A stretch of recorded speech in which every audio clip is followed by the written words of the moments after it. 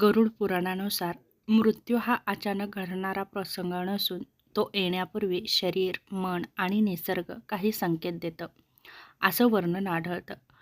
गरुड पुराण हे हिंदू धर्मातील एक महत्त्वाचं पुराण आहे. यात जीवन, मृत्यू, आत्मा, कर्म आणि परलोक याविषयी सविस्तर वर्णन आहे.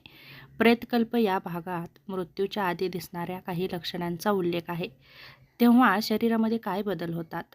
तर मृत्यू येण्याच्या अगोदर अचानक शरीराचं वजन कमी होतं, शरीर अशक्त होतं, डोळ्यांची चमक कमी होते, डोळे खोल गेलेले दिसतात, त्वचेचा रंग बदलतो, चेहरा पिवळसर किंवा निस्तेज होतो, हातपाय थंड पडतात, रक्तप्रवाह मंदावल्यासारखा वाटतो, भूक पूर्णपणे कमी होते, सतत थकवा येतो, झोप लागते, शरीरात ऊर्जा कमी होते, इंद्रियामध्येही काही बदल होतात, जसं की चव आणि वास जाणवेनासं होतं, आवाज अस्पष्ट ऐकू येतो, दृष्टी धूसर होते, आपल्या सावलीत बदल दिसतात. धार्मिक वर्णनानुसार गरुड पुराणात असंही म्हटलं आहे की काही व्यक्तींना स्वतःची सावली वेगळी दिसते. मानसिक आणि भावनिक संकेतही दिसतात, जसं की जगातील गोष्टींमध्ये त्यांना रस कमी होतो, अचानक एकांत आवडू लागतो, जुन्या आठवणींमध्ये रमतात, मृत व्यक्ती स्वप्नात दिसतात, अस्पष्ट भीती जाणवते, स्वप्नातील काही संकेत दिसतात, असं गरुड पुराणामध्ये सांगितलेलं आहे.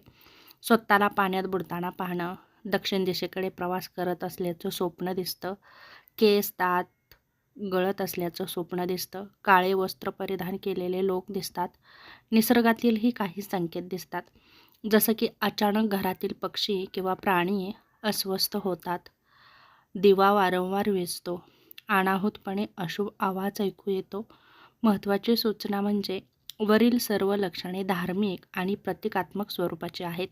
वैज्ञानिक किंवा वैद्यकीय दृष्टिकोनातून मृत्यू येण्याआधी 6 महिने ठराविक अशी एकसारखी लक्षणे सर्वांमध्येच दिसतात असं नाही. आजच्या वैद्यकीय विज्ञानानुसार आपल्याला खूप आजारही जडताना दिसत आहेत. जसं की heart attack, kidney failure, cancer यासारख्या आजारांमध्ये शरीर अशक्त होतं, भूक कमी होते, वजन घटतं, अशी ही लक्षणे दिसतात. पण ही लक्षणं दिसली म्हणजे मृत्यू निश्चित आहे असं समजणं मात्र चुकीचं आहे.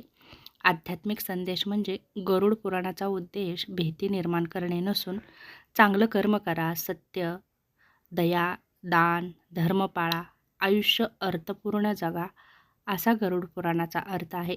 मृत्यू अटळ आहे, पण तो कधी येईल हे ठरलेलं नाही. म्हणून वर्तमानात चांगलं जीवन जगा. हे मुख्य तत्त्व गरुड पुराणामध्ये सांगितलेलं आहे. तेव्हा कर्मावर विश्वास ठेवा, कर्म चांगले करत राहा.